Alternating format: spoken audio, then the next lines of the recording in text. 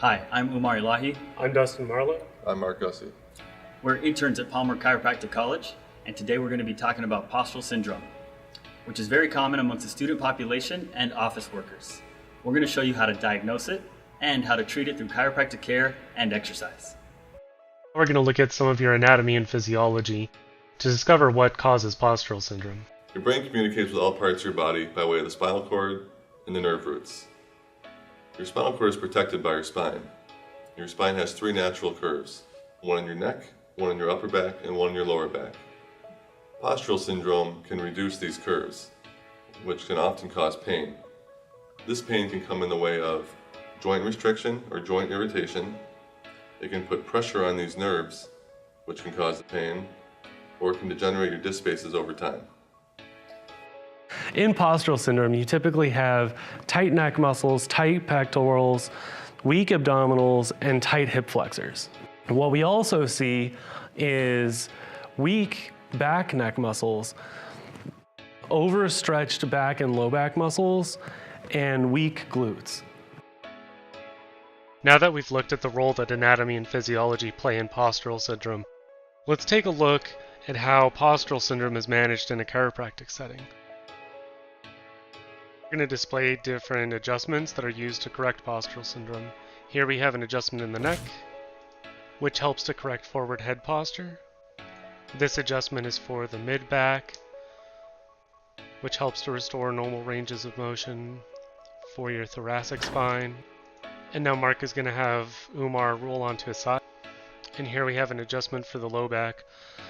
All of these adjustments are designed to allow your body to properly move.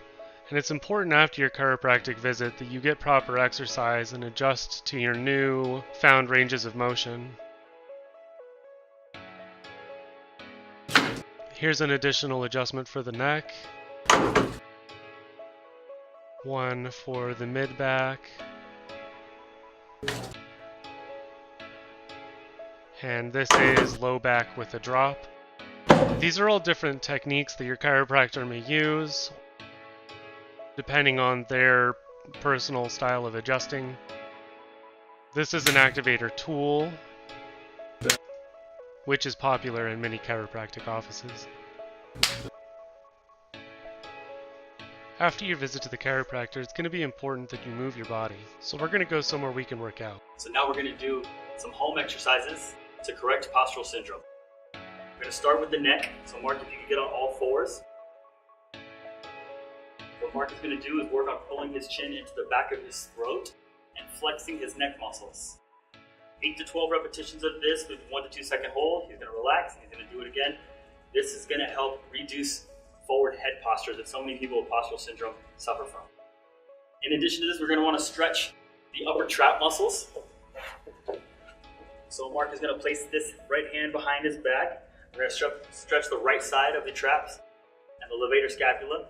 So as he does this, we're stretching out the levator scapula, and then he's going to rotate his head downward to the left knee, and now we're stretching the right trap.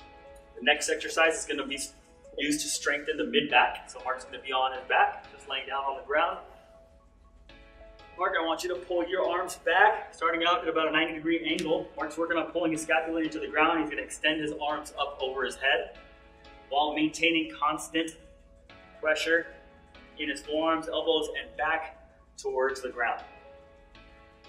Again, 8 to 12 reps, just trying to pull your scapula back. This is opening up the chest as well. To go along with this, as we strengthen the rhomboid splenic exercise, we're going to stretch the chest. So you can use a foam roller. Mark's going to lay on the foam roller. He's going to pull his arms into the ground again, trying to stretch his chest with this exercise. If you don't have a foam roller at home, you can use a door to stretch the chest muscles. Just stand in between the door, apply some pressure on the elbows, trying to open up your chest with this. You can do upper, middle, and lower. The last one is to strengthen his core, which will benefit the lumbar spine to the low back. It's a cat-cow. So he's going to breathe in, tuck his tailbone underneath him, and then breathe out and work on extending through the low back. The next stretch that Mark's going to do after these cat-cows is to stretch his hip flexors and iliopsoas muscles. So Mark, if you can get into a lunge position with his left arm up, He's going to side bend to the right, and this is going to work on stretching the iliopsoas and the hip flexor to loosen those up.